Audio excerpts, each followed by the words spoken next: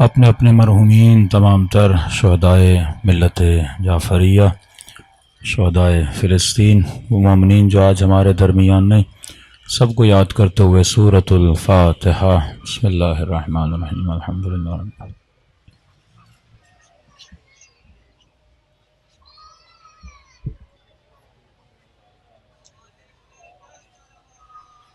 صلوات پڑھے محمد وعلی محمد۔ بسم اللہ الرحمن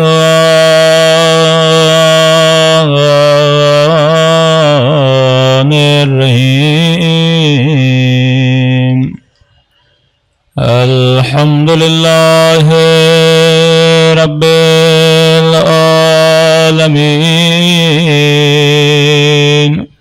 الحمدللہ کما هو اہلہ، الصلاۃ والسلام علی سید المرسلین وخاتم نبیین ابی القاسم محمد، اللہم صلی علی محمد وعلی آلہ الطیبین الطاہرین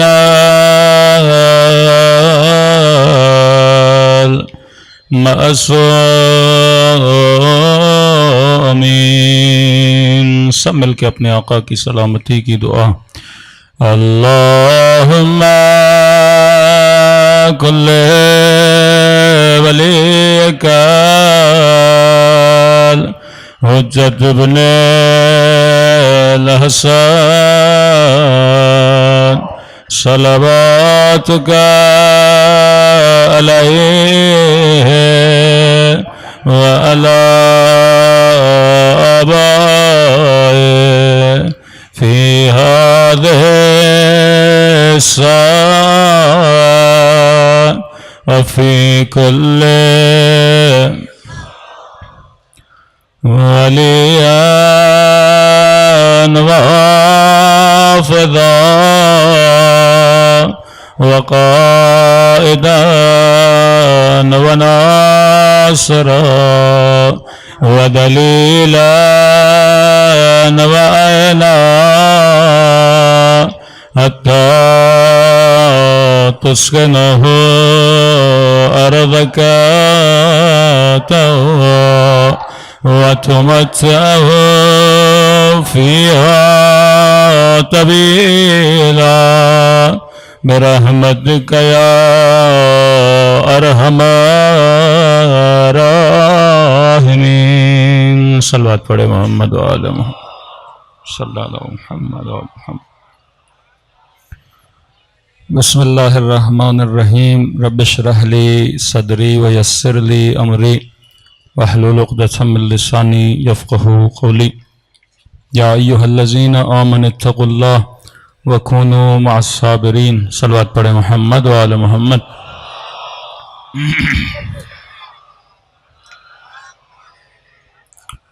دعا ہے پروردگار عالم ہم سب کی عبادتوں کو اپنی بارگاہ میں قبول فرمائے، اور جس مقصد زندگی اور مقصد عبادت کو لے کر فرش عزا پہ تشریف لاتے ہیں، خدا ان مقاصد میں ہم سب کو کامیابیاں نصیب فرما دے۔ مسلسل عرض کر رہے ہیں کہ دنیا ایک سفر کا نام ہے، اور ہم نے اس سفر میں اپنا نام ایک لشکر میں لکھوانا ہے کہ میرے چھٹے امام فرماتے ہیں کہ کائنات میں دو لشکر ہیں، یا لشکر جہالت کا ہے یا لشکر عقل کا لشکر ہے۔ اب یہ تم نے فیصلہ کرنا ہے کہ تم نے لشکر جہالت میں زندگی گزارنی ہے یا لشکر عقل میں زندگی گزارنی ہے۔ کہ میرے مولا کی پوری حدیث ہے جس پہ امام خمینی نے ایک تفصیل سے किताब लिखी है जिस पे हमने थोड़ी सी गुफ्तगू पिछले साल भी खिदमत में रखी थी। इसी तरह आपके चौथे इमाम की भी एक दुआ है सहीफ़े सज्जादिया में, गालिबन 17 या 14 उस दुआ का नाम है। उसमें भी मौला 40 सिफ़ात बताते हैं कि जिसमें यह बयान करते हैं कि मोमिन इन सिफ़ात को पहचानो, कहीं ऐसा ना हो कि शैतान इसी सिफत के ज़रिए से तुझे हमारे दर से क्या कर दे, दूर कर दे। कि अल्लाह ने कई चीज़ें इंसान की फितरत में रखी हैं। अब शैतान फितरत को तो नहीं बदल सकता कि रसूल खुदा फरमाते हैं कि मैं अल्लाह की तरफ से मुबल्लिग बन के आया, मेरी जिम्मेदारी यह है कि तबलीग करूं। लेकिन कहा कि शैतान का काम तबलीग नहीं है, शैतान मुज़य्यन है, वो चीज़ों को जीनत देता है। शैतान का काम तबलीग नहीं है कि आप कहें कि मौलाना बुराई की तबलीग हो रही है। बुराई की तबलीग नहीं होती, बुराई को जीनत दी जाती है। किस तरह बुराई की तबलीग नहीं होती? क्योंकि बुराई की तबलीग करने की ज़रूरत नहीं है। बुराई में इब्तदा ही सी कशिश है। अब मसलन अगर किसी को रिश्वत की दावत दी जाए, पैसा किसको बुरा लगता है? उसको देखते ही उसके अंदर कशिश है। शहवानी चीज़ों में देखते ही इंसान के लिए कशिश है। अगर कोई शिकम परस्त है, उसे खाने की चीज़ें अच्छी लगती हैं। अब इसमें शैतान ने कोई मेहनत नहीं करनी कि आपको बोले कि आप पैसा ले लो, आपको बोले कि शहवानी चीज़ों के पीछे आ जाओ, आपको नशे के पीछे लगाए। कि नहीं, वो मुज़य्यन है, वो चीज़ों को खूबसूरत करता है। मेरा काम यह है कि मैं मुबल्लिग हूँ कि सुबह सवेरे नमाज के लिए उठना, वुजू करना, 2 रकत नमाज पढ़ना, इसमें ज़हमत है। यह ऐसा नहीं है कि अजान आ जाए और आप दौड़े दौड़े मस्जिद की तरफ चले जाएं। रोज़े रखने में ज़हमत है। ऐसा नहीं कि हर बंदा बड़ी आसानी से रोज़ा रख ले। हज पे जाने में ज़हमत है, इतनी गर्मी है, तवाफ करना है, थकन होती है। ऐसा नहीं कि हर बंदा दौड़े दौड़े और कहे कि जनाब मुझे हज करने के बाद बड़ा मज़ा मिला या मुझे रोज़ा रखने के बाद बड़ा मज़ा मिला। फरमाया नहीं, इसमें ज़हमत है, तबलीग इसकी तबलीग की जाती है। लोग इन चीज़ों को नहीं समझते। क्यों इमाम हुसैन करबला के मैदान में अगर असहाब इमाम हुसैन तीर खा रहे हैं और इमाम हुसैन नमाज कायम कर रहे हैं, ये कार ज़हमत है। उस नमाज को कायम करना, इसमें ज़हमत होती है। लेकिन शैतान के लिए किस चीज़ की ज़हमत है? फरमाया वो मुज़य्यन है। अब मुज़य्यन का मतलब क्या है? कि मसलन हर बंदा फितरतन आशिक कमाल है। वो क्रिश्चियन हो, वो मसीही हो, वो हिंदू हो, हर बंदे को कमाल पसंद है, हर बंदे को परफेक्शन पसंद है। कोई इस मजमे में ऐसा जवान जो यूनिवर्सिटी में दाखिला ले और ये कहे कि जनाब मैंने तो फेल होना है? कोई ऐसा नौजवान जो मैट्रिक और इंटर या ए लेवल और ओ लेवल के एग्जाम देना चाहे, कहे मुझे फेल होना बड़ा अच्छा लगता है? हर किसी को पास होना अच्छा लगता है। वो बंदा जो फेल हो गया वो भी पास होना चाहता है। हर बंदा परफेक्शन को पसंद करता है, ये फितरत में है। हर बंदा कमाल को पसंद करता है। अगर आप ये सोच रहे हो कि इब्ने साद कमाल के पीछे नहीं था, वो भी कमाल के पीछे था। जो बंदा चोरी कर रहा है वो भी किसी न किसी कमाल तक पहुंचना चाहता है। वो बंदा जो मस्जिद में जा रहा है वो भी किसी न किसी कमाल तक पहुंचना चाहता है। किसी भी इंसान को तनज़्ज़ुली पसंद नहीं, हर इंसान तरक्की करना चाहता है। अब सवाल यह है कि मेरी जात जब कमाल की आशिक है, परफेक्शन की आशिक है, किसी भी इंसान को नक्स पसंद नहीं होता, हर इंसान कमाल को पसंद करता है। क्यों? जब एक तस्वीर कामिल हो जाती है आप उसे पसंद करते हो, ये फितरत है। क्यों? जब एक हसीन मंजर आपके सामने आता है आप फौरन वाह वाह बोलते हो, क्योंकि ये आपकी फितरत है। क्यों? एक अच्छी खूबसूरत खत, अच्छी खूबसूरत राइटिंग जब आप देखते हो तो आप उसकी तारीफ करते हो, क्योंकि अल्लाह ने आपकी फितरत में रखा है कि आप क्या हो, आशिके कमाल हो। कि मैं फजाइली एक बयान देता हूं कि किसी रिटायर फौजी ने कहा कि आप शिया मौलवी हजरात इतना अमीरुल मोमिनीन के फजाइल क्यों बयान करते हैं, दूसरों की बातें क्यों नहीं करते? मैंने कहा हमारा कसूर नहीं, ये मसला फितरत का है कि फितरत को अली इब्न अबी तालिब अच्छा लगता है। कि मुझे आपकी बात समझ में नहीं आई। मैंने कहा देखिए आपकी फितरत आशिक कमाल है, जहां उसे परफेक्शन नजर आती है फितरत उसकी तारीफ करने लगती है। मैंने कहा फौजी हैं, फौजियों वाली मिसाल दूं। मैंने कहा फौजी की ड्यूटी क्या है कि बॉर्डर पर खड़ा हो और अपने वतन और अपने सरहद का क्या करे, दिफा करे। मैंने कहा यहां दुश्मन अटैक कर दे, कुछ फौजी बहादुरी से मुकाबला करें और कुछ फौजी भाग जाएं, आप किन की तारीफें करोगे? तो कहने लगा जो खड़ा हो जाए, जो दिफा करे, جو جان کو جوکھے میں ڈالے اور وطن کا دفاع کرے ہم اس کی تعریف کریں گے. میں نے کہا بس یہی مسئلہ ہے, ہم بھی علی کی اسی لیے تعریفیں کرتے ہیں.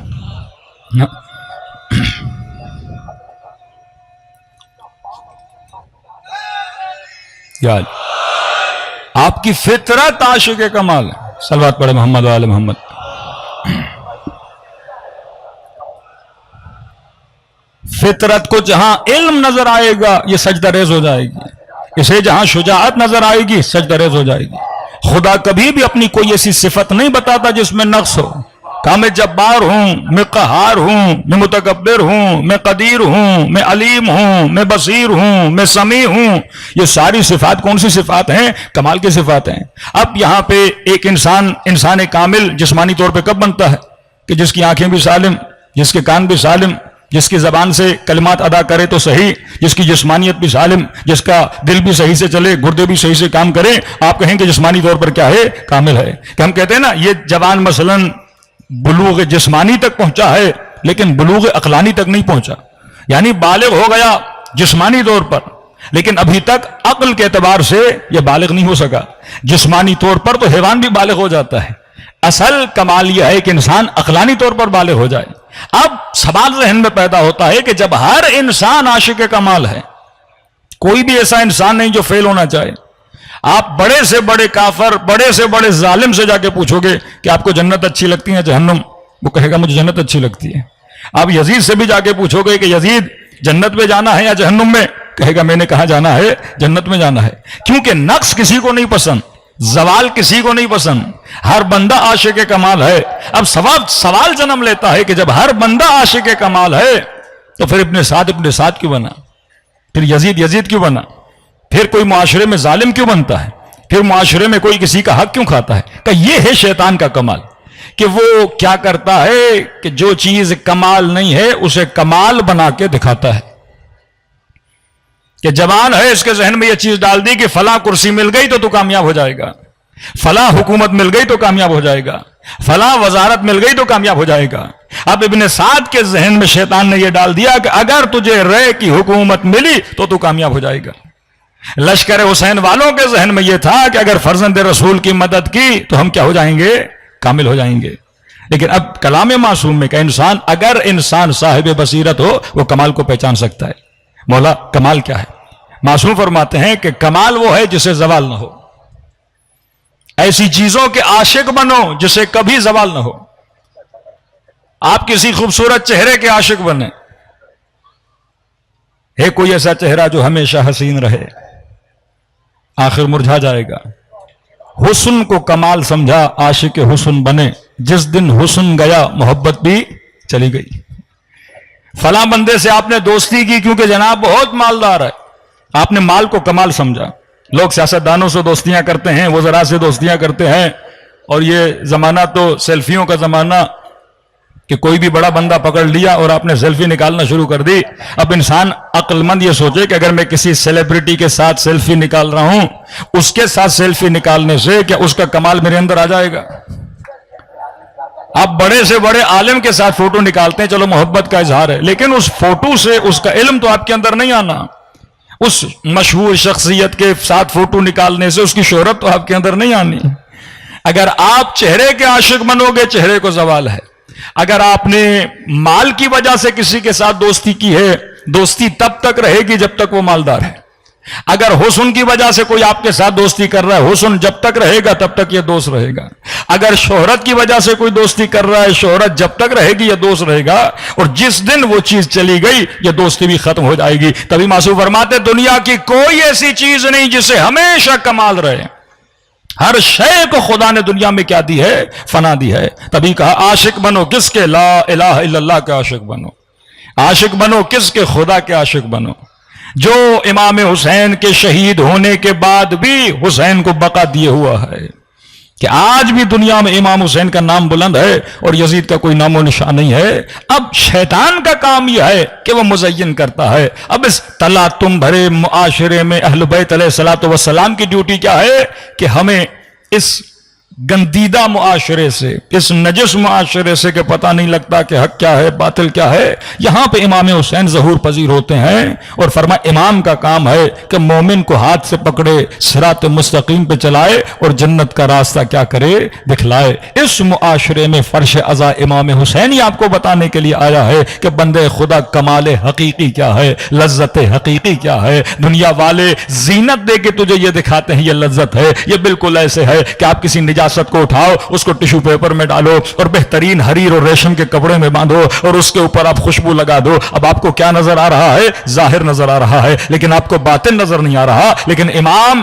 چیزوں کے باطن کو دیکھتا ہے۔ ابن سعد رے کی حکومت کے ظاہر کو دیکھ رہا ہے، لیکن امام حسین اسے باطن بتا رہے ہیں کہ ابن سعد رے کی حکومت تو دور ہے، لیکن رے کی حکومت یا رے کی زمین کے گندم کا دانہ بھی اللہ تجھے نصیب نہیں کرے گا۔ لیکن جو عاشقان امام حسین تھے، شب عاشور اپنے خیمے میں بٹھایا، دو انگلیوں کے درمیان انہیں دکھایا کہ تمہارا مقام جنت معلیٰ میں کیا ہے۔ صلوات پڑھے محمد و آل محمد۔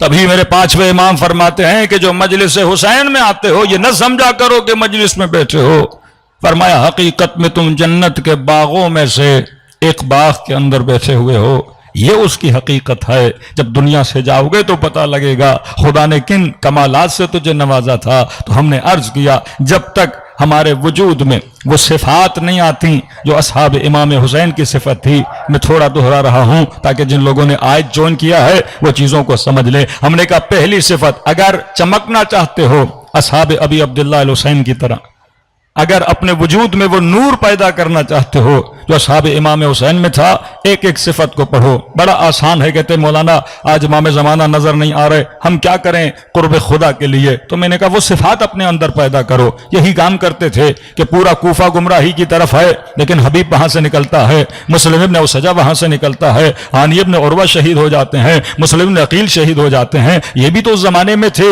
ان لوگوں کے لیے شیطان نے کسی اور چیز کو کمال بنایا، لیکن ان کے پاس ولایت کی اینک تھی جس کے ذریعے سے یہ سکین کر پاتے تھے کہ حق کیا ہے اور باطل کیا ہے۔ میں نے شاید کل یا پرسوں کی مجلس میں بھی آپ کو یہ عرض کیا تھا کہ بندوں میں جب گمراہی پھیلتی ہے تو بندگان خدا میں، اب دیکھیے امت کیا کرے، امت تو پریشان ہے۔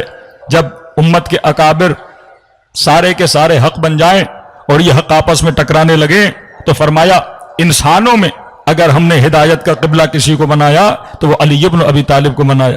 احادیث جب آپس میں ٹکرا جائیں اور سمجھ میں نہ آئے کہ سارے کے سارے مولوی حدیث پڑھ رہے ہوں، کہ آج کا جوان یونیورسٹی کا پڑھا لکھا کہے کہ میں نے راہ حق کی تلاش میں جانا ہے، بریلویوں کے مدرسے میں جائے تو ایک بات سنیں، اہل حدیث کے مدرسے میں جائے تو دوسری بات سنیں، شیعوں کے مدرسوں میں آئے تو تیسری بات سنیں۔ اب یہ جوان کنفیوز ہو جاتا ہے کہ مولانا ہم تو دین حاصل کرنے کے لیے گئے تھے، کسی نے یہاں تک بول دیا کہ رمضان شو ہوتا ہے، چار چار مولوی ٹی وی پر بیٹھے رہتے ہیں، ایک سوال ہوتا ہے چاروں کے چاروں مختلف باتیں کر رہے ہوتے ہیں، یہاں تک کہ بحث اتنی گرم ہو جاتی ہے کہ ایک دوسرے سے لڑنا شروع ہو جاتے ہیں۔ کہ جو مدرسوں میں جا کے اتنا دین پڑھ کے ان کو پتہ نہیں لگا کہ حق و باطل کیا ہے تو ہمیں کیسے پتہ لگے گا چار کتابیں پڑھ کے کہ حق کیا ہے باطل کیا ہے؟ تو آج کی نسل کنفیوز ہوتی جا رہی ہے حق و باطل کو پہچاننے میں۔ یہ رسول خدا تھے جنہوں نے انسان کو بتا دیا کہ حق کیا ہے اور باطل کیا ہے۔ تبھی فرمایا کہ یہ مت دیکھنا کہ حق کہاں جا رہا ہے، یہ دیکھنا کہ علی ابن ابی طالب کہاں جا رہے ہیں۔ تو جب کنفیوز ہو جاؤ شخصیات میں کہ امت ساری شخصیات کا احترام کرے، ایک طرف نبی کی زوجہ، ایک طرف طلحہ و زبیر، اب دیکھیں یہ آمنے سامنے کھڑے ہیں، اب کہے گا میں کس کا ساتھ دوں گا؟ تو فرمایا جب کنفیوز ہو جاؤ شخصیات میں تو میں نے شخصیات میں اگر کسی کو حق بنایا ہے وہ علی ابن ابی طالب کو بنایا ہے۔ اب ایک طرف احادیث میں کنفیوژن ہو جاتی ہے، چلو شخصیات کا پتہ لگ گیا، لیکن یہاں پر آپ ٹی وی اور یوٹیوب کھولتے ہو، ایک مفتی بھی کہہ رہا ہے قال رسول اللہ، شیعہ بھی کہہ رہا ہے قال رسول اللہ، اہل حدیث بھی کہہ رہا ہے قال رسول اللہ، بریلوی بھی کہہ رہا ہے قال رسول اللہ۔ اب امت تو رسول کو مانتی ہے نا، اب دونوں نے مدرسوں سے پڑھا ہے، یہ بھی کہہ رہا ہے رسول نے کہا، یہ بھی کہہ رہا ہے رسول نے کہا، اور اتنا کنٹروڈکشن ہے نا حدیث میں، ایک طرف رسول کہہ رہے ہیں ظلم کے خلاف آواز اٹھاؤ، دوسری طرف کہہ رہے ہیں حاکم ظالم بھی ہو لیکن بولنے کی اجازت نہیں ہے۔ ایک طرف بولے کہ عامر بالمعروف ونہی عن المنکر، کہ برائی کو مٹاؤ اچھائی کو عام کرو، دوسری طرف کہیں کہ اگر حاکم فاسق بھی ہے فاجر بھی ہے، شیطان کی آواز اس کے اندر سے آ رہے، تمہارے دین کو بھی فاسد کر رہا ہے، تمہیں اجازت نہیں کہ تم حاکم کے خلاف قیام کرو۔ اب یہ پریشان ہو جاتا ہے۔ فرمایا جب افراد میں کنٹروڈکشن آ جائے تو فرمایا علی کو دیکھنا کہ علی کہاں جا رہا ہے۔ جہاں علی جائے گا وہاں حق جائے گا. اور فرمایا جب احادیث میں ٹریڈیشنز میں کنٹروڈکشن نظر آئے تو حدیث کو کس کے ساتھ ملانا؟ قرآن کی آیت کے ساتھ ملانا. بڑے سے بڑا مفتی بھی کہے کہ یزید پہ لعنت نہیں آتی لیکن قرآن کی آیت اٹھانا. خدا کہہ رہا لعنت اللہ علی القوم الظالمین، اللہ کی لعنت ہے ظالموں پر. تو اگر حدیث قرآن کی آیت سے ٹکرا رہی ہے تو فرمائیے میری حدیث نہیں ہے، اسے یا دیوار پر مارو یا جوتے کی نوک پہ رکھو، کیونکہ کبھی بھی نبی قرآن کے خلاف بات نہیں کر سکتے. جو قرآن بولتا ہے اسی کی تشریح محمد رسول اللہ کرتے ہیں. صلوات پڑھے محمد و آل محمد پر.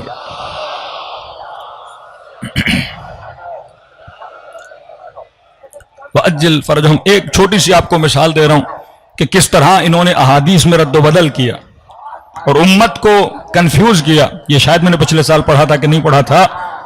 مشہور ہے اہل سنت میں ایک حدیث، اصحابی کالنجوم بأیہم اقتدیتم اہتدیتم.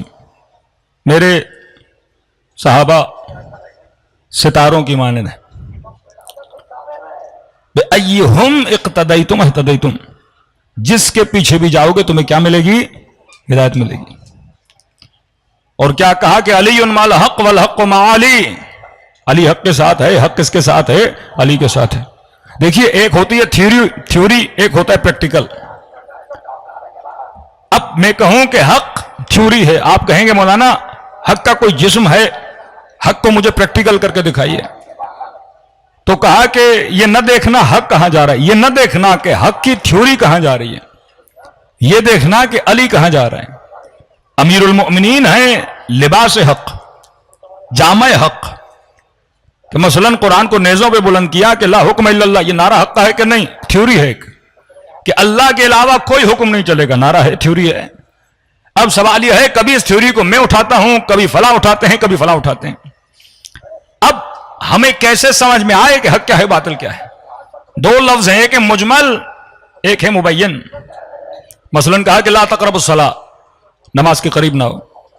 اب اگر آپ نے پہلا جملہ سنا یہ مجمل ہے، اب ساری امت کہے کہ ہم نماز کے قریب نہیں آئیں گے.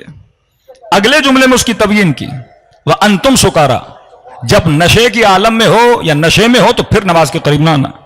لیکن اگر نشے میں نہیں ہو تو نماز پڑھ سکتے ہو، کوئی عیب نہیں ہے. پہلا جملہ مجمل، دوسرا جملہ اس مجمل چیز کو کیا کر رہا ہے؟ اس کی تبیین کر رہا ہے. یا کہا کہ میں اللہ ولی، میرا رسول ولی، تیسرا وہ ولی جو حالت رکوع میں زکات دیتا ہوا نظر آ جائے.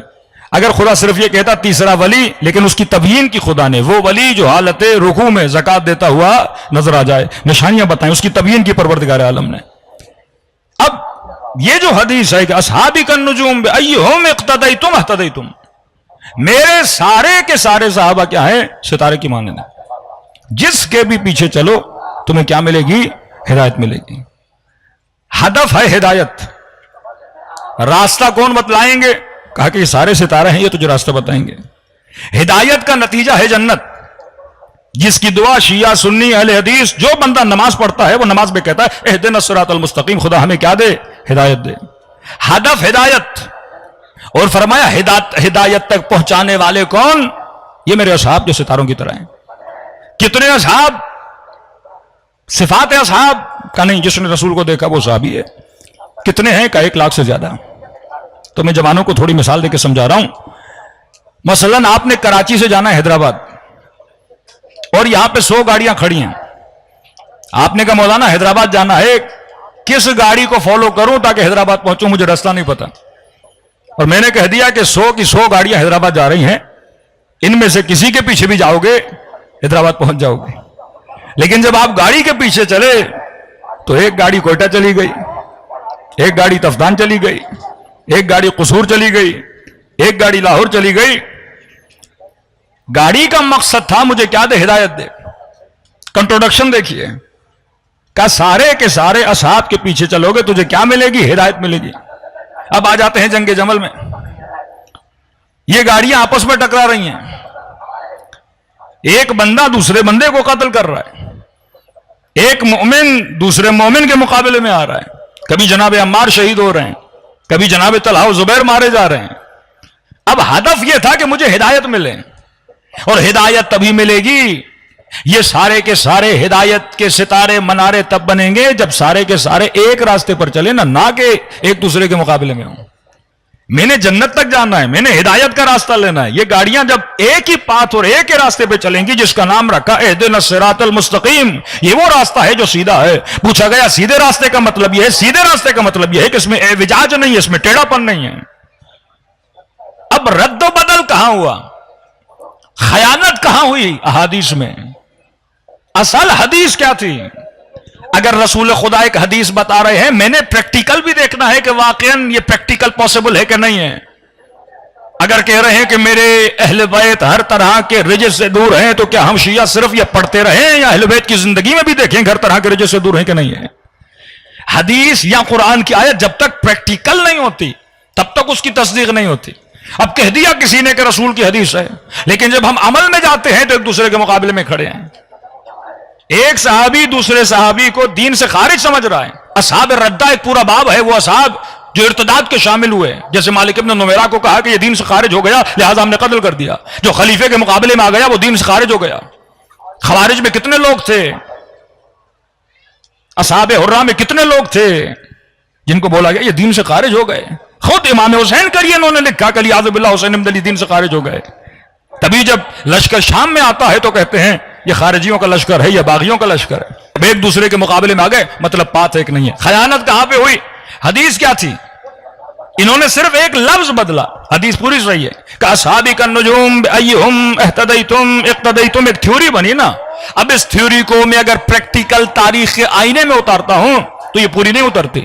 کہ اہل سنت کے اتنے بڑے عالم دین طاہر القادری صاحب فرماتے ہیں اپنے لوگوں کو، ہم نے آج تک ایسی تعلیم نہیں دی، ہم کہتے ہیں پڑھو تاریخ سے عبرت سیکھو، قرآن پڑھو عبرت سیکھو. وَاعْتَبِرُوا يَا أُولِي الْأَلْبَابِ، اے صاحبان لب، اے صاحبان مغز، قرآن کے قصوں سے، قرآن کی آیتوں سے عبرت لو. قرآن مردوں پہ پڑھنے کے لیے نہیں ہے، مردہ چلا گیا. قرآن اسی لیے ہے تاکہ عبرت سیکھو. قرآن زندوں کے لیے ہے، مردوں کے لیے نہیں ہے. لیکن آج ہم نے قرآن اور سورہ رحمان کو صرف اپنے مردوں کے لیے رکھ دیا ہے. فرما نہیں، قرآن مردہ روحوں کو زندہ کرنے کا نام ہے. قرآن مردہ فکر کو بیدار کرنے کا نام ہے. جس طرح کربلا انسانی فکر کو بیدار کرنے کا نام ہے، اسی طرح قرآن فکر کو بیدار کرتا ہے.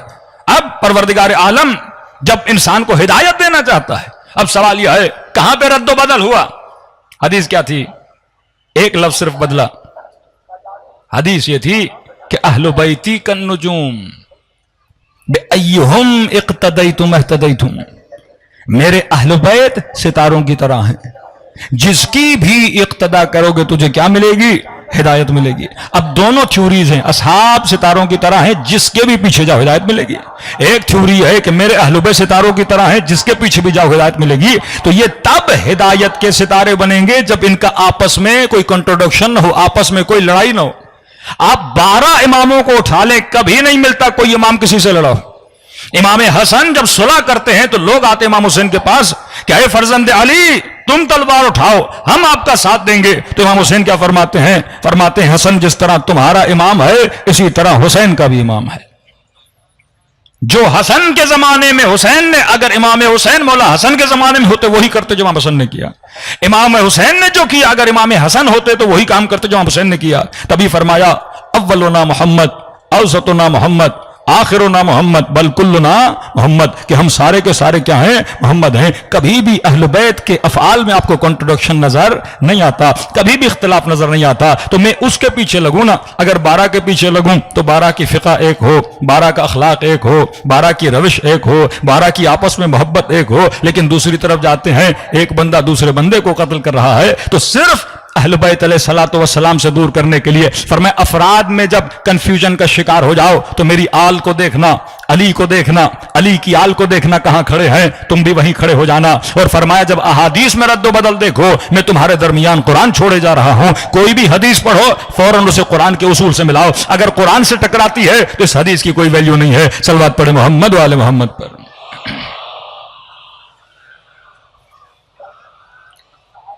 اب یہ وہی بندہ اس نتیجے پہ پہنچے گا جو صاحب بصیرت ہوگا. پہلی صفت اصحاب امام حسین کی یہ صاحب بصیرت تھی. یہ قرآن بھی سمجھتے تھے، حدیث رسول بھی سمجھتے تھے. قاضی شرح جیسا قاضی جسٹس ہے.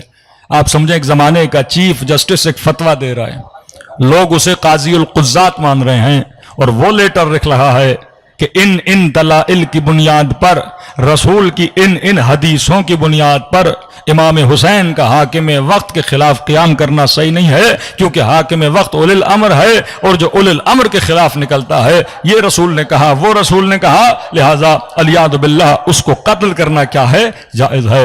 यजीद ने फतवा लिया, फतवा लेने के बाद इमाम हुसैन को क्या किया, शहीद किया। यही झूठे फतवे आपके ज़माने में भी निकले कि मुसलमान को कत्ल कब करता है, जब इन फतवों के पीछे लगता है। शहीद मदनी, शहीद मेहराब 80 साल इन्होंने मस्जिद में नमाज पढ़ाई कि एक जवान आता है, खुदकुश जवान, इस शहीद को मेहराब में पकड़ता है और खुद को उड़ाता है, इसके बदन के टुकड़े टुकड़े हो जाते हैं। किस बुनियाद पर? सिर्फ इस बुनियाद पर कि इसकी फिक्र में वो फिक्र डाली गई जो फिक्र बातिल थी। उम्मतें इसी तरह गुमराह हुई। फरमाया अगर इस गुमराही से बचना चाहते हो तो क्या बनो, साहिब बसीरत बनो। जनाब बुरैर की तरह, यजीद इब्न सुबैत की तरह, मुस्लिम इब्न औसजा की तरह, जनाब जॉन की तरह, जनाब वहब कल्बी की तरह, ये वो थे जो हक़ व बातिल की पहचान रखते थे। दूसरी सिफत हमने आपकी खिदमत में अर्ज की जो असहाब इमाम हुसैन में थी, वो थी विलायत पजीरी। जब तक हमारे वजूद में एक्सेप्टेंस ऑफ विलायत, कंप्लीटली इताअत मासूमीन, इताअत खुदा नहीं आती, तब तक हमारी जिंदगियों में बरकत नहीं आती। तीसरी सिफत हमने बताई सारिउ इलल खैरात, फरमाया कार खैर में जितना जल्दी हो सके दौड़े दौड़े आगे बढ़ो, कभी भी सुस्ती न किया करो। जिन्होंने सुस्ती की, जनाब जहश ने सुस्ती की, अगले दिन करबला पहुंचा, पछता रहा था कि ऐ काश में हुसैन की मदद करता और दरिया में डूब के मर गया, लेकिन ये जिंदगी कैसी, एक दिन पहले शहीद होता तो आज इमाम ज़माना जिस तरह यजीद इब्न सुबैत को सलाम कर रहे हैं, मुस्लिम इब्न औसजा को सलाम कर रहे हैं, इसको भी इमाम सलाम कर रहे होते। लेकिन इसने कार खैर में सुरअत नहीं दिखाई, कार खैर में जल्दी नहीं की। फरमाया कभी भी नेकी और खैर का मौका अपने हाथ से न जाने दिया करो,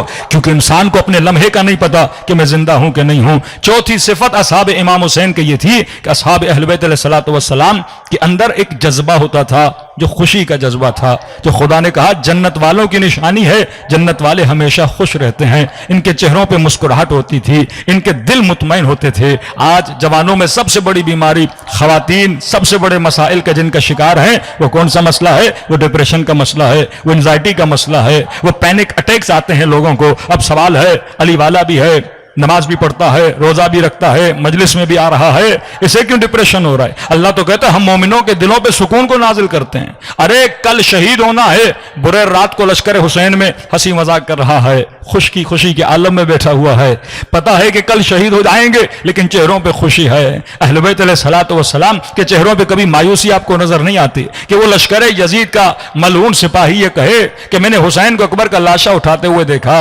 अब्बास का लाशा उठाते हुए देखा, कभी हुसैन रो रहे थे, कभी कह रहे लान का सर जहरी, मेरी कमर टूट गई, लेकिन कहते यही हुसैन है जिनको मैंने गोदी कत्लगाह में देखा। लेकिन ऐसा चेहरे पे इत्मीनान, ऐसा चेहरे पे सुकून था कि ये नहीं लग रहा था ये वही हुसैन है जो शाम को अपने भाई का जनाजा उठा रहा था, जो ज़ोहरे आशूर के बाद अपने अकबर का जनाजा उठा रहा था। का ऐसा सुकून, ये कैसा सुकून है, ये कैसी खुशी है जो खुदा मोमिन को अता करता है। यानी ये तरतीब आपको साइंस में नहीं मिलती। आज कोई डिप्रेशन का मरीज है, साइंस वाले गोली दे देते हैं, जाके खा लो और आराम कर लो। जब तक हम अपनी थिंकिंग को, जब तक हम अपनी फिक्र को अहले बैत की रविश पे नहीं लाते, तब तक हमारी जिंदगियों में खुशियां नहीं आती। कल मैंने एक सिफत बताई थी कि अगर खुश रहना चाहते हो तो फरमाया अपनी सोचों को सही करो। बोला कैसे?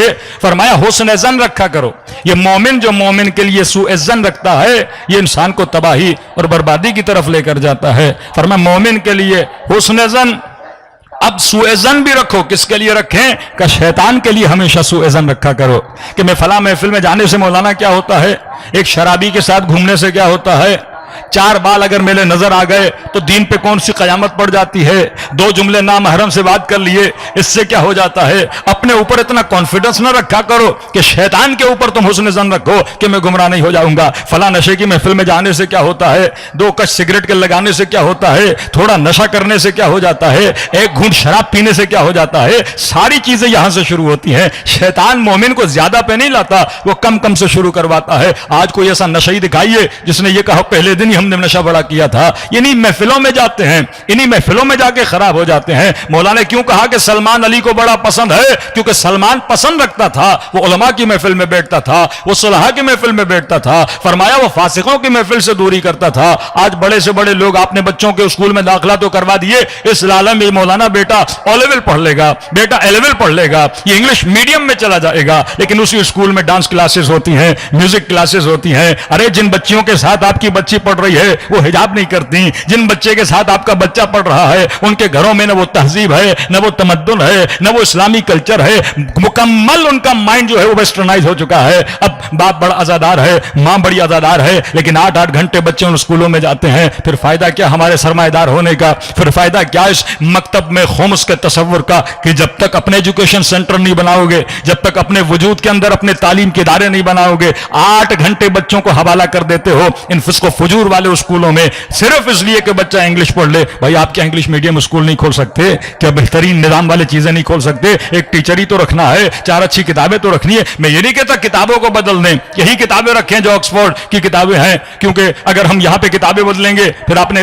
ظاہر ہے ہائر ایجوکیشن کے لیے پھر UK وغیرہ بچوں کو بھیجنا ہے, وہاں پہ وہی کتابیں ہوں گی. صرف محفل اس کی اچھی رکھو, ٹیچر اس کا اچھا رکھو, پڑھائے آکسفورڈ کی بک, لیکن یہ ہو کہ ٹیچر کے ذہن اسلامی ہو, یہ بچے کے ذہن پہ کام کرے, اسے مورل ویلیوز بتائے, اسے اہل بیت علیہ الصلوۃ والسلام کی چیزیں بتائے, اسے واجبات کا پابند بنائے کہ کل یہ بچہ اگر باہر ملک میں بھی چلا جاتا ہے اس کا بنیا اتنا مضبوط ہو, اس کی جڑیں اتنی مضبوط ہو کہ دشمن اس کے ایمان کو خراب نہ کر سکے. تو فرمایا انسان شیطان کے لیے سوء ظن کرے, مومن کے لیے حسن ظن کرے. ہمارا الٹ ہے, مومن کے لیے سوء ظن کرتا ہے لیکن بچے کی پڑھائی میں بڑا حسن ظن ہے. کبھی نہیں سوچتے کہ اس اسکول میں جائے گا بچے کا کیا بنے گا. اسی کراچی میں مومنین کہتے ہیں مولانا اب بیٹی جوان ہو گئی ہے, اسے پسند نہیں کہ وہ حجاب کرے.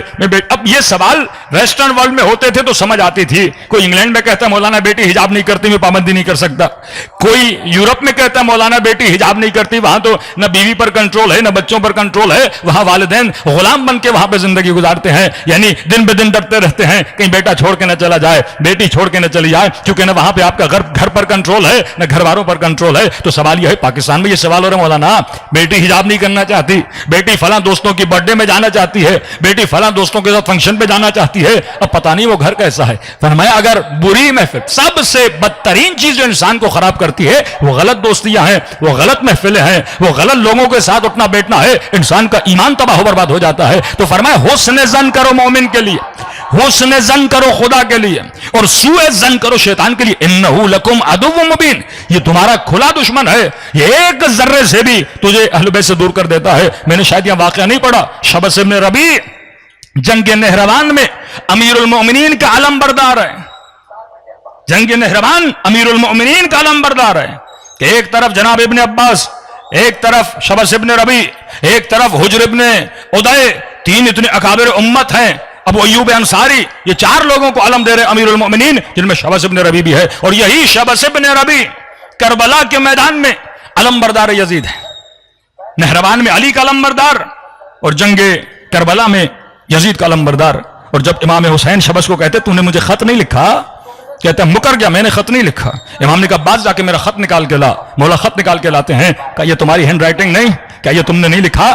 مکر گیا, کہا تو وہ نہیں جو میرے بابا کے لشکر میں تھا. کہنے لگا حسین تمہارے بابا نے مجھ پہ جادو کیا تھا, ابھی اللہ نے مجھے ہدایت دی ہے.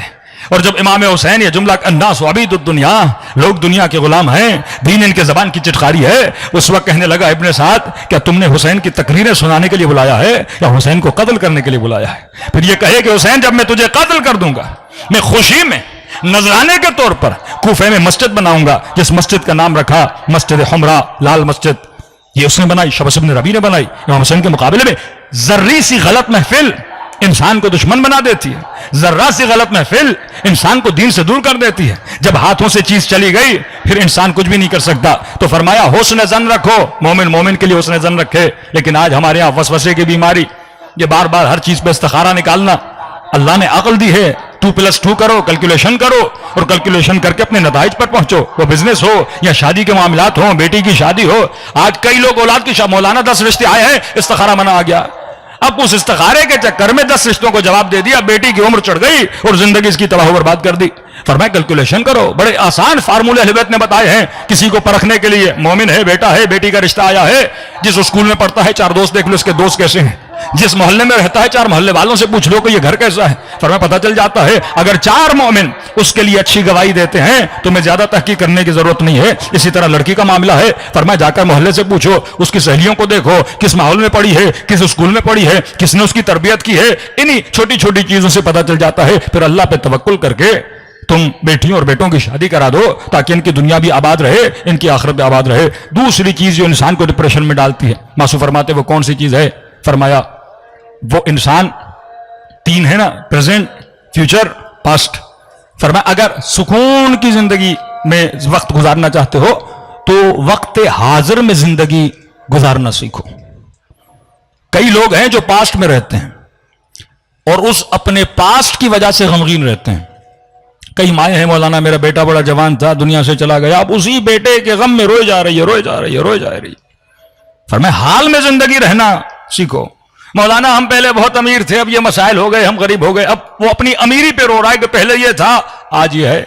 کہیں حال میں رہنا سیکھو. کئی لوگ وہ ہیں جو فیوچر کے خوف سے ڈپریشن میں آ جاتے ہیں. ہمارے یہاں اکثر بڈھے حضرات جو 50-60 کروس کر جاتے ہیں وہ موت کا سوچ سوچ کے پہلے ہی مر جاتے ہیں. فرمایا آج میں رہو, کل کا کیوں سوچتے ہو؟ جو چیز آنی ہے وہ آ جائے گی, اس میں زیادہ سوچنے کی ضرورت نہیں ہے. 2 جملے اہل بیت علیہ السلام فرماتے ہیں پاسٹ کے حوالے سے تدبیر اور عبرت اور ندامت, یہ پاسٹ کے حوالے سے. فرمایا اگر گزشتہ زندگی میں کوئی گناہ کیا ہے نادم ہو جاؤ, اللہ کے دربار میں توبہ مانگو, پروردگارا میں نے گناہ کیا, میں نے خطا کی, مجھے معاف کر دے.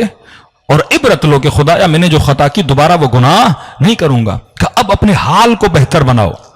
بعض لوگ ایسے مولانا میں نے اتنا بڑا گناہ کیا, پتہ نہیں خدا بخشے گا کہ نہیں بخشے گا. اللہ خود کہہ رہا ہے کہ اگر تیرے گناہ درخت کے پتوں سے زیادہ ہوں میں ارحم الراحمین بخش دیتا ہوں.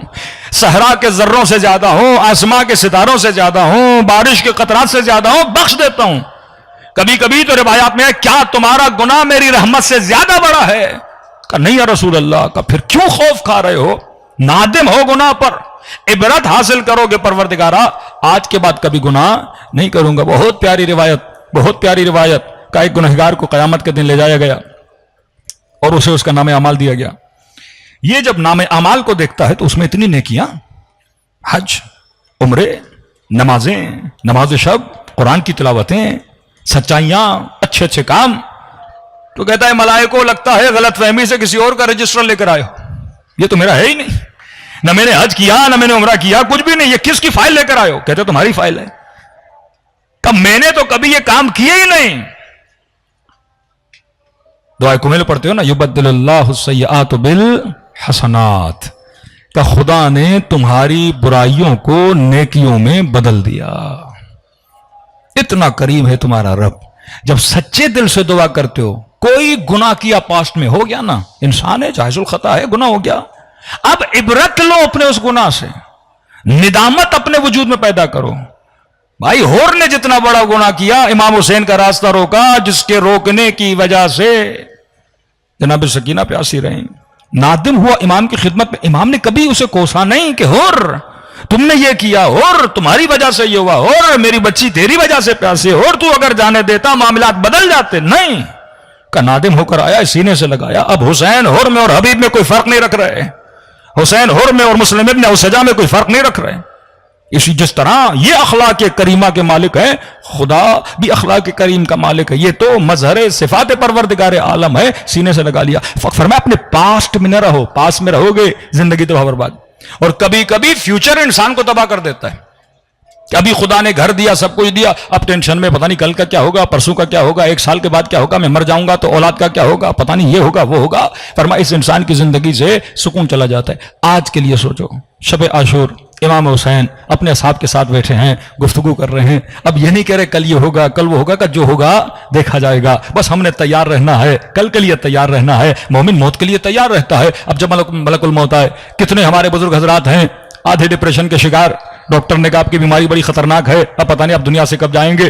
اب ڈیلی سوچ رہا ہے آج ملک الموت نظر آئے گا, کل ملک الموت نظر آئے گا, آج میری روح نکالے گا, صبح میری روح نکالے گا. اب ملک الموت نے آنا ہے نہیں آنا, لیکن یہ اپنے ہاتھوں خود کو کیا کر لیتا ہے, مار لیتا ہے. انسان सोचे या अच्छा सोचे, या फरमाया इतना बड़ा ना सोचो। ये बचपन में स्कूल में हमें वालिदैन मिसाल देते थे ना, एक बंदा था, अंडा था उसके पास, अब सोचता गया अंडे से मुर्गी आएगी, मुर्गी से अंडा आएगा, फिर और मुर्गियां आएंगी। अब सोचते सोचते सोचते वो अपनी सोचों में बहुत ज्यादा क्या बन गया, अमीर बन गया, और इतने सोचने में उसका अंडा भी हाथ से गिर गया। तो आज भी गया और कल भी उसका क्या हो गया, तबाह बर्बाद हो गया। मैंने आज की प्लानिंग करनी है, अपने आज में रहना है। फरमाया गुज़श्ता पास्ट से नदामत हासिल करो अगर गुनाह किया है, और अगर कोई खता की है तो इबरत हासिल करो, और अपने फ्यूचर के लिए तदबीर करो, मुदब्बिर बनो।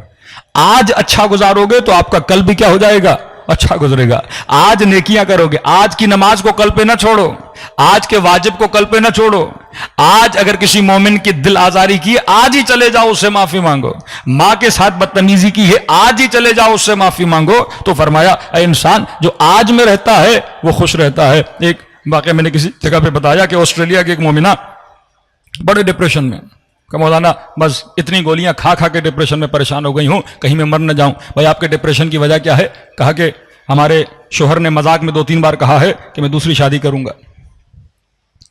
अब वो रहते भी घर से बहुत दूर हैं, कई कई महीने घर पे नहीं होते, और हमें किसी और ने बताया है कि उन्होंने तो शादी कर ली है।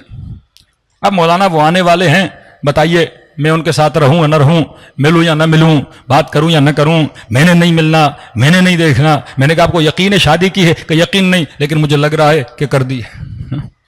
अब सोच सोच के उसने अपनी जिंदगी और सुकून क्या कर दिया, तबाह कर दिया। मैंने कहा सोच के मर जाओगी, दूसरी तो वैसे ही कर लेगा वो। इतने सोचने का फायदा क्या है कि इंसान इतना सोचे। मैंने कहा आप न सोचें, अल्लाह पे छोड़ें, जाके मिलें और बिल्कुल नॉर्मल होके मिलें। चंद दिनों के बाद मैसेज आया, मौलाना आप सही कह रहे थे, मैं उनसे मिली, उन्होंने कहा मैं तो मजाक कर रहा था, मैंने कोई शादी की ही नहीं है। अब इंसान एक अमल का सोच सोच के, क्योंकि आपकी फिक्र की जो स्पीड है वो बहुत ज्यादा है। यहां आपको फोन आया कि भाई आपके बेटे का एक्सीडेंट हो गया, और अचानक फोन कट गया। अब जैसे आपने सुना कि बेटे का एक्सीडेंट हुआ, आपका माइंड रिजल्ट तक जाता है, रुकता नहीं है। वो फौरन रिजल्ट क्या देगा, एक्सीडेंट हुआ, पता नहीं टांग टूटी, सर टूटा, बचा, मरा। वो आप पूरी मौत को तसव्वुर कर लेते हो, और उस तसव्वुर में आपके वजूद में एक डिप्रेशन पैदा हो जाता है। फरमा नहीं, यतवक्कल अल्लाह फहुव हस्बो। अगर कोई ऐसी खबर सुनो तो किस पे तवक्कुल करो, परवरदिगारे आलम पे। लोग ख्वाब देखते थे, छठे इमाम के ताबीर ख्वाब इमाम सादिक मशहूर है, छठे इमाम के पास आते थे। मौला एक ताबीर नहीं करते थे, 6 ताबीरें करते थे। 5 ताबीरें पॉजिटिव करते थे, एक ताबीर बताते थे इसका ये मतलब भी हो सकता है। मतलब अपने माइंड को हमेशा किस पे रखा करो, पॉजिटिव पे। आज मुझे मौलाना बुरा ख्वाब देखा, क्या करूं? मैं कहता हूं बुरा ख्वाब देखो तो उलमा फरमाते हैं ये नियत करो कि परवरदिगार अपने ख्वाब को किसके हवाले कर रहा हूं, इमाम जाफर सादिक अलैहिस्सलातु वस्सलाम के। सलावत पढ़े मौला की शान पर। वअज्जिल फरजहुम, तो फरमाया पॉजिटिव सोचा करो, हाल में रहा करो। ये नहीं कि पास्ट में चले जाओ और अपने पास्ट के मसाइल को डिस्कस किया करो कि ये था और ये हुआ। फरमा नहीं, आज जो है मौला के साहबी हैं जनाब हुशाम इमाम के पास आते, मौला हादी के पास, फरमाते मौला मैं तंग दस्त हूं, कुछ भी नहीं, मायूस था अपनी तंग दस्ती पर। इमाम ने फरमाया हुशाम जो नहीं है वो न सोचो, मायूस हो जाओगे, जो है वो सोचो। अल्लाह ने सही सालिम बदन दिया, अल्लाह ने बेहतरीन औलाद दी, अल्लाह ने तुझे हमारा मानने वाला बनाया, अल्लाह ने तुझे मोमिन बनाया। जब वो सोचोगे जो तुम्हारे हाथ में नहीं है, कुरान भी कहता है ना मा फातकुम, जो तुम्हारे हाथ से चला गया वो ना सोचो, जो अभी तुम्हारे पास है वो सोचा करो, तो जिंदगी में क्या मिलेगा, सुकून मिलेगा। तीसरी चीज जो इंसान को डिप्रेशन में डालती है, फरमाया जिनकी जिंदगियों में हदफ नहीं होता वो लोग डिप्रेशन में होते। बाप का पैसा है, माल है, दौलत है, अब इसने कहा मैं काम करके क्या करूंगा, जिंदगी में कोई हदफ नहीं। आज दोस्तों के साथ खेलने चला गया, कल ड्रामे देखने पे बैठ गया, यूनिवर्सिटी भी खत्म हो गई, अब तो कोई हदफ नहीं, पैसा इतना है कहेगा मैं जॉब करने की जरूरत नहीं है। फरमाया बेहदफ लोग। एक आदमी का हदफ है शादी हो जाए, शादी हो गई, अब कोई हदफ ही नहीं, मौलाना हदफ तो पूरा हो गया, अब क्या करूं। डेली बेसिस पर अपनी जिंदगी में गोल्स बनाओ, जिसको हम कहते हैं short time goals, long term goals. गोल क्या होता है, जब कोई फुटबॉल खेलता है तो फुटबॉल खेलने वाले का हदफ क्या होता है कि बॉल को क्या करना है, गोल में डालना है। जब गोल हो जाता है वो खुशी हो जाती है। एक बैटमैन जब बैटिंग करता है तो उसका हदफ क्या होता है कि बॉल को बाउंड्री के बाहर फेंकूं, नहीं गया तो कहता है मैं रन लूं, ये उसका गोल है, ये उसका हदफ है। सवाल यह है कि तुम्हारा हदफ क्या है। फरमाया शॉर्ट टाइम अहदाफ बनाओ। ये जो हलवत फरमाते शब जुमा दुआए कुमेल पढ़ो, सुबह को दुआए नुतबा पढ़ो, ये जो कहा कि दिन में 51 रकत पढ़ो, ये एक स्पोर्ट है। जो बंदा 51 रकत नमाज पढ़ता है इससे ज्यादा वर्जिश, मतलब हमने अगर नमाज भी पढ़नी है तो 51 रकात का मतलब यह है 51 मिनट्स अगर स्पीड के साथ भी पढ़ूं, स्लोली पढ़ूं तो 1 घंटे से सवा घंटा, मतलब सवा घंटा अल्लाह का जिक्र भी है और इंसान बदन की एक्टिविटी भी करता है। आज जितने लोग जिम करते हैं, क्या करते हैं, वो डेली 1 घंटा करते हैं, बदन सही सालिम रहता है। यानी ग़ज़ाए सालिम, वर्जिश सालिम नमाज की सूरत में, जबान पर मखसूस जिक्र रखा करो। हफ्ते के अज़कार अहले बैत ने बताए, ये छोटे छोटे गोल्स हैं, अपने लिए गोल बनाओ। कभी कहा 40 दिन का गोल बनाओ कि 40 दिन ये खत्म सूरा करूंगा, ये अमल अंजाम दूंगा।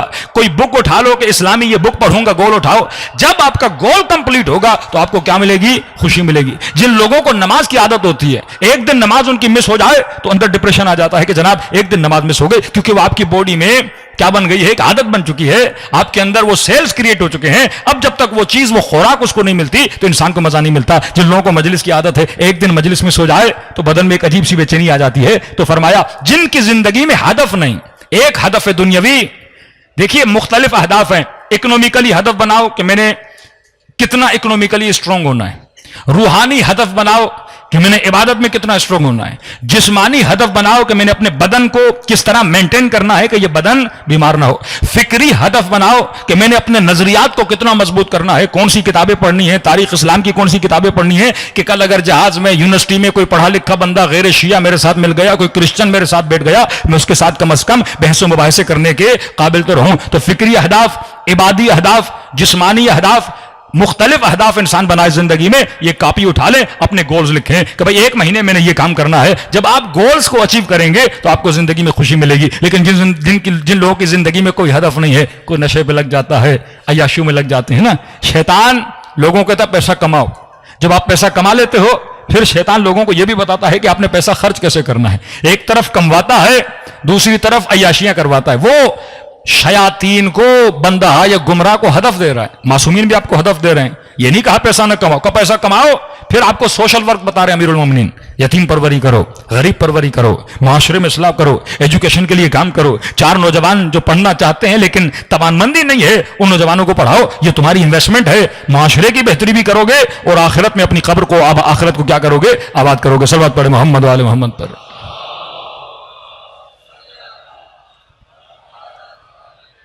तो हमने कहा पॉजिटिव थिंकिंग, अगर इंसान मुस्बत सोचेगा हमेशा सुकून में रहेगा।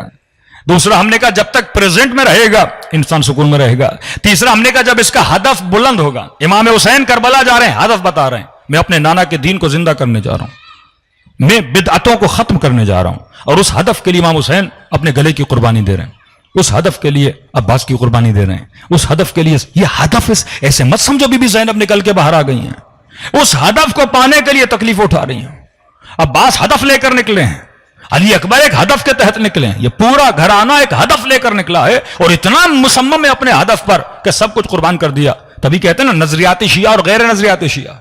इस मुल्क में जब तक नजरियात नहीं होंगे, नजरियाती सियासतदान, गैर नजरियाती सियासतदान, नजरियाती हुक्मरान, गैर नजरियाती हुक्मरान, नजरियाती शिया, गैर नजरियाती शिया जो अपने नजरिए पे कॉम्प्रोमाइज नहीं करता, उसूल पे कॉम्प्रोमाइज नहीं करता। नजरियाती मोमिना कभी हिजाब पे कॉम्प्रोमाइज नहीं करती, नजरियाती मोमिन कभी निगाह हराम पे कॉम्प्रोमाइज नहीं करता। ये कभी भी अपने उसूलों पे कॉम्प्रोमाइज नहीं करते, कहते मर जाएंगे हुजूर इब्न उदै की तरह कट जाएंगे, लेकिन नजरियात पे। लेकिन गैर नजरियाती शिया कभी नामहरम की महफिल में बैठेगा, कभी नामहरम के साथ हाथ भी मिला लेगा, कभी किसी महफिल में चला जाएगा। मौलाना हम तो बिजनेसमैन हैं, हर किसी के साथ उतना बैठना होता है, कभी किस मुल्क, यानी इसके लिए परवाह नहीं। पाकिस्तान में हो तो दीनदार, यूरोप गया तो बेदीन, जिस महफिल में गया वैसा बन जाता है। ये मुतज़ल्ज़िल मोमिन है, इसकी बुनियादें मजबूत नहीं है। तो फरमाया एक चीज कि अपने वजूद के अंदर हदफ को पैदा करो, जितना हदफ बुलंद होगा उतनी तुम्हारी जिंदगी बुलंद होगी। आखिरी चीज फरमाया अकीदे को मजबूत करो। जिन लोगों के अकीदे कमजोर होते हैं, ये नजरियात वाली बात आ गई, अकीदे कमजोरी की वजह से इंसान के अंदर मायूसी आती। आप चले जाइए वेस्टर्न वर्ल्ड में, ओल्ड हाउसेस का मुआयना करिए, वहां जितने बुढ़े बुढ़ियां हजरात होते हैं जिनको माँ बाप अपने औलाद ने वहां पे छोड़ दिया है, उनकी आंखों और चेहरों में आपको मायूसी नजर आएगी। क्यों? क्योंकि आखिरत का अकीदा उनका कमजोर है। पूरी जिंदगी कोई डॉक्टर, कोई प्रोफेसर, कमाया, माल बनाया, दौलत बनाई, लेकिन अब देख रहे हैं कि द एंड है, तो जिंदगी खत्म हो रही, हम मर जाएंगे, आगे कुछ भी नहीं, मायूसी आ जाती है। लेकिन वल्लाह अपने मराजे को देखिए, आयतुल्लाह बहजत को तो हमने आंखों से देखा, जवानी में चेहरे पर बड़ा जाहो जलाल होता था, لیکن جیسے جیسے آغا بہجت بوڑھے ہوتے گئے, آپ ان کے فوٹو آج بھی موجود ہیں, دیکھیے جیسے جیسے بڑھاپا آتا ہے ویسے ویسے چہرہ کھلتا جاتا ہے, ویسے ویسے چہرے پہ خوشی آ جاتی ہے. ہم بڈھے ہوتے ہیں تو مایوس ہوتے جاتے ہیں, کیونکہ ہمارے لیے گویا زندگی ختم ہو رہی ہے, دی اینڈ کی طرف جا رہے ہیں, فنا کی طرف جا رہے ہیں. لیکن آغا بہجت, امام خمینی, آغا فاضل انکرانی, ابھی آغا وحید, آپ ان کے چہروں کو دیکھیں, عجیب سی خوشی ان کے چہرے پر. کیوں خوشی تھی؟ فرمایا ان کے لیے موت اینڈنگ کا نام نہیں ہے, ان کے لیے موت ملاقات خدا کا نام ہے. یہ اللہ سے ملنے کے لیے جا رہے ہیں. یہی خوشی اصحاب امام حسین میں, یہی خوشی امام حسین میں, یہی جملے فزتو برب الکعبہ, کعبے کے رب کی قسم علی آج کامیاب ہوا.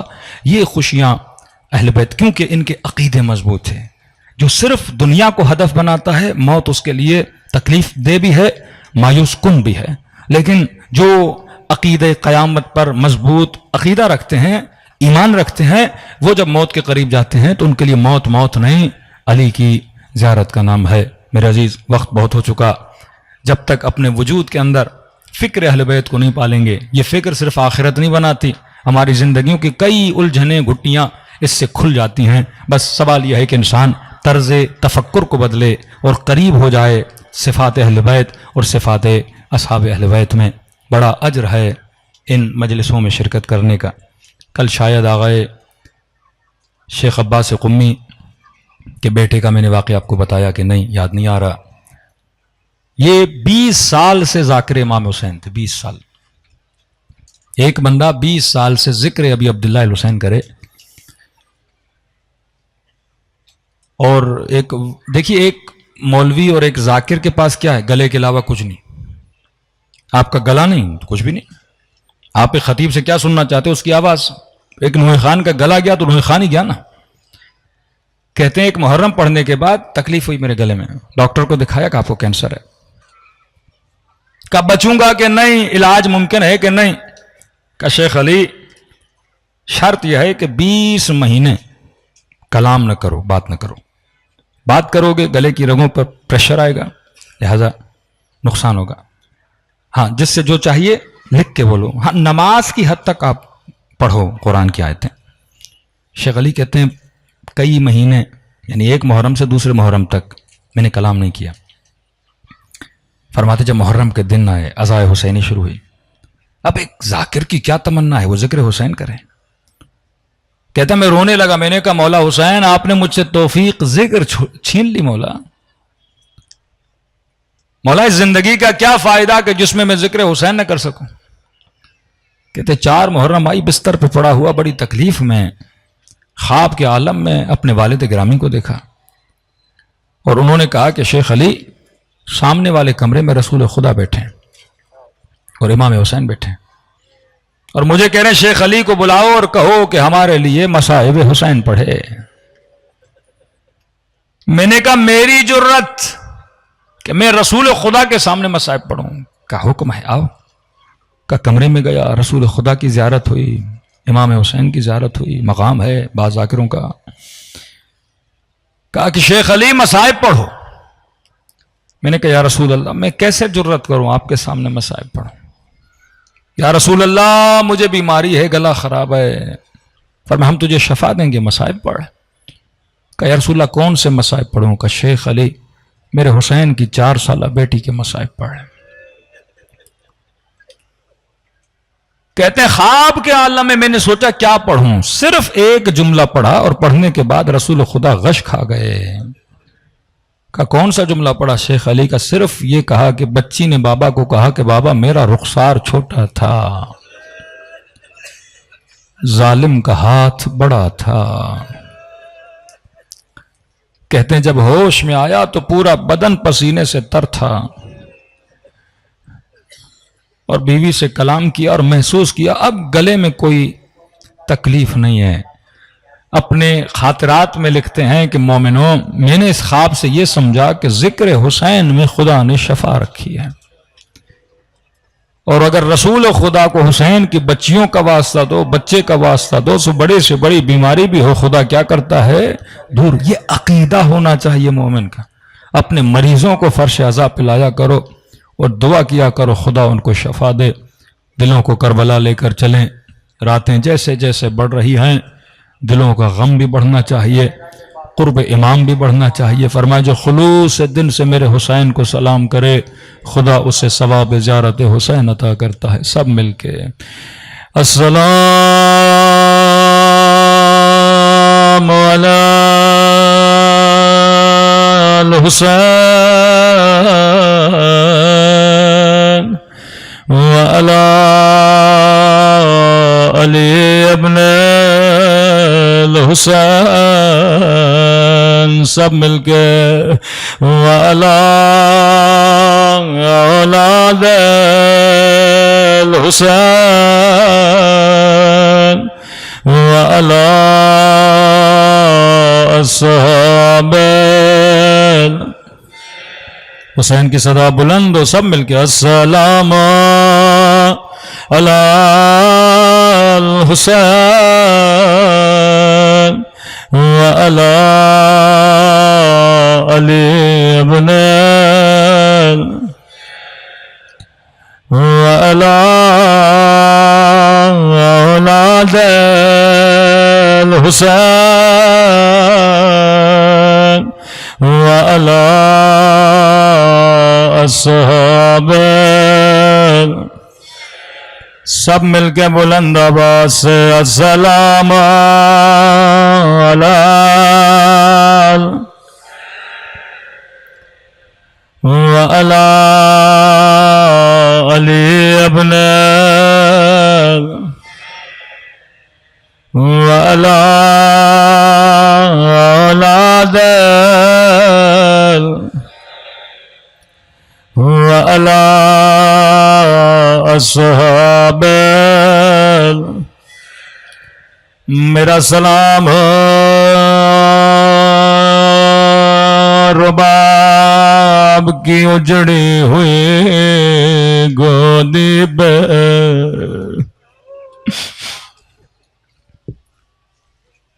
خدا کسی ماں کو ننا سلاشا نہ دکھائے، نام اصغر پر حجت کبریٰ حسین، فرمایا ننا سا باب الحوائج، خدا کو علی اصغر کی ننی سی گردن کا واسطہ دیا کرو، بلخص جو بے اولاد خدا اصغر کا واسطہ کبھی رد نہیں کرتا۔ ایک مولا کا ظاہر کربلا گیا، کبھی حسین کی زری کو چومے، کبھی حبیب کی زری کو چومے، کبھی خیام حسینی میں جائے۔ خادم نے کہا ظاہر کیا ڈھونڈ رہے ہو؟ کہنے لگا مجھے بتا علی اصغر کی قبر کہاں ہے؟ خادم نے کہا مجھے نہیں پتا، کہ میں نے روایتوں میں سنا تھا حسین خیموں کے پیچھے ننے سے بدن کو دفن کیا تھا۔ مجھے بتا قبر علی اصغر کہاں ہے؟ خادم نے سے آیت اللہ کشمیری کے پاس بھیجا۔ آغا کشمیری کہتے ہیں میں نے بھی آج تک یہ جملے پہ نہیں سوچا تھا کہ علی اصغر کی قبر کہاں گئے۔ میں نے کہا آزادار کلانا میں دیکھوں گا، کتابوں کو پرکھوں گا۔ آغا کشمیری کہتے ہیں پوری رات مقتلوں کو ڈھونڈتا رہا، اے خدا علی اصغر کی قبر کہاں، لیکن فرماتے ہیں مجھے کہیں پہ مقتل میں کوئی روایت نہیں ملے۔ نماز تہجد میں امام حسین کے ساتھ رابطہ کیا. میں نے کہا مولا آپ کے شیعہ پوچھتے ہیں ننھے سے بدن کو کہاں پہ دفن کیا تھا؟ خواب کے عالم میں امام حسین کی زیارت نصیب ہوئی. فرمایا کشمیری میرے شیعوں کو بتا دے آج کے بعد میرے اصغر کو ڈھونڈا نہ کرے. جس نے علی اصغر کی زیارت کرنی ہے وہ مجھ حسین کی زیارت کر لے. میں نے کہا مولا کیا کہنا چاہتا ہے؟ کہا سجاد نے ننھے سے بدن کو میرے سینے پہ رکھا تھا.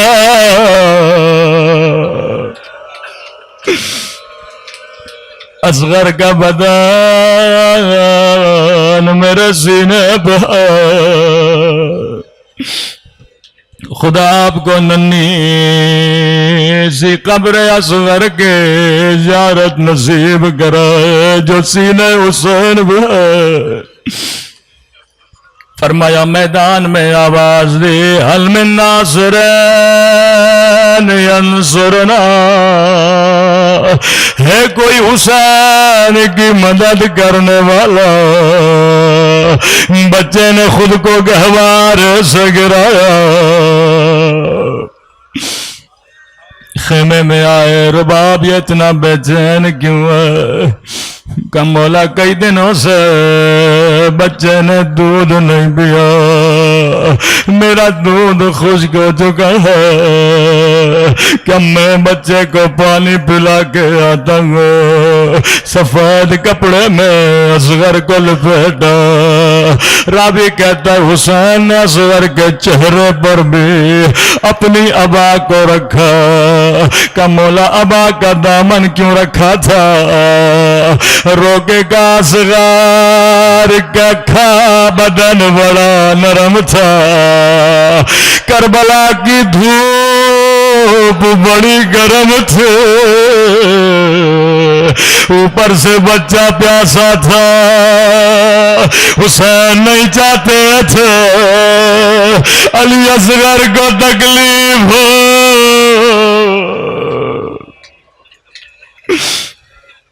فوج اشکیا دشمنی حسین کے ساتھ، میرے بچے نے تیرا کیا بگاڑا؟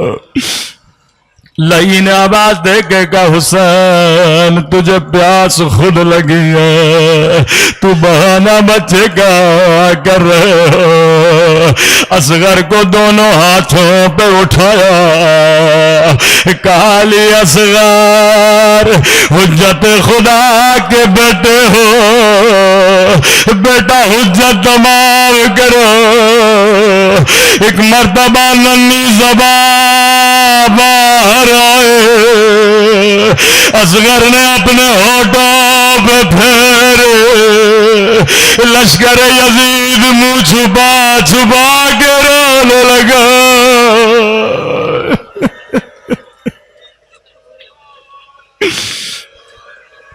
ابن سعد نے کہا حرملا اقتا کلام الحسین، کہیں فوج میں انقلاب نہ آ جائے. لئی نے تیر و کمان لیا، جیسے نشانہ لینا چاہتا تھا، اس کے ہاتھ لرزے، تیر گر گیا.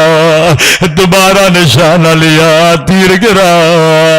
کہا حرملا کیا حسین سے ڈرتے ہو یا ننھے سے بچے سے؟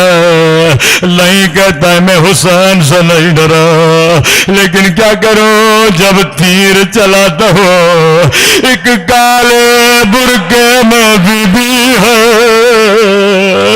جس نے سر پہ قرآن رکھا ہے، کہہ رہی ہے حرملا میرے بچے نے تیرا کیا بگاڑا؟ میرا 6 مہینے کا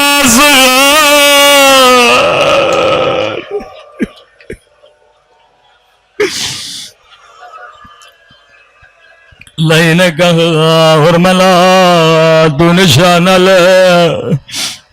میں تیری آنکھوں پہ پٹی باندھ ہو. روایت کے جملے عربوں کے یہاں دو طرح کے تیر ہوتے تھے.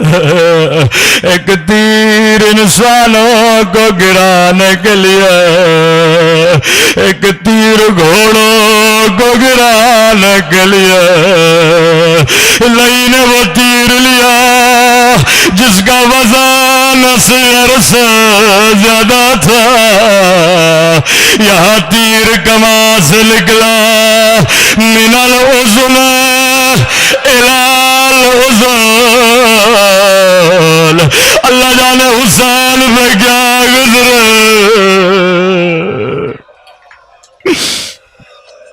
راوی کہتا ہے جیسے تیر لگا حسین نے خنجر نکالا جس کپڑے میں بچے کو لپٹا تھا.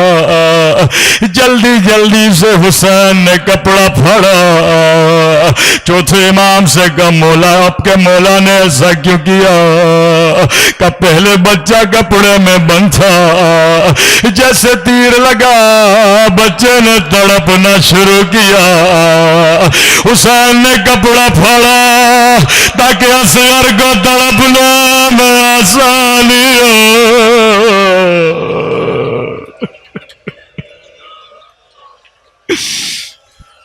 شب عاشورا مال کریں گے, چند قدم آگے چند قدم پیچھے. اس وقت حسین کو یاد کرنا. سوچ رہے تھے ماں کو کہا تھا پانی پلاؤں گا, اب رباب کو 6 مہینے کا بچہ کیسے دکھاؤں گا.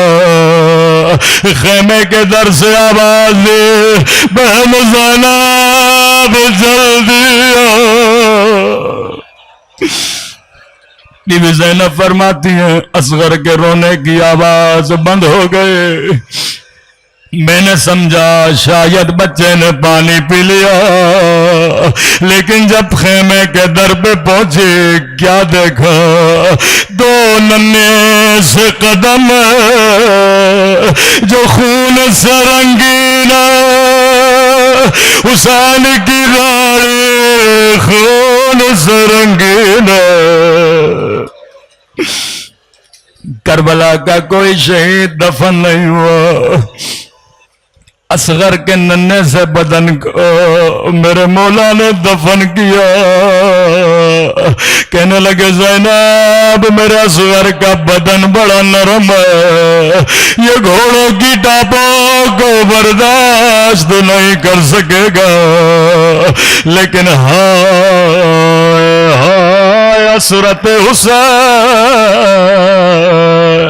11 محرم کا دن آیا.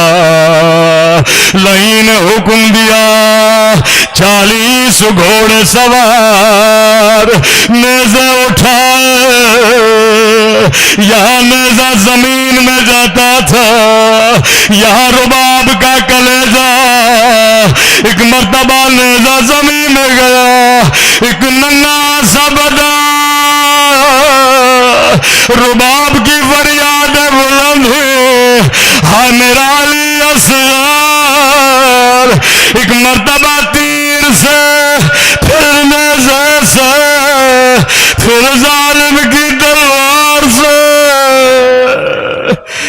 ماتم حسین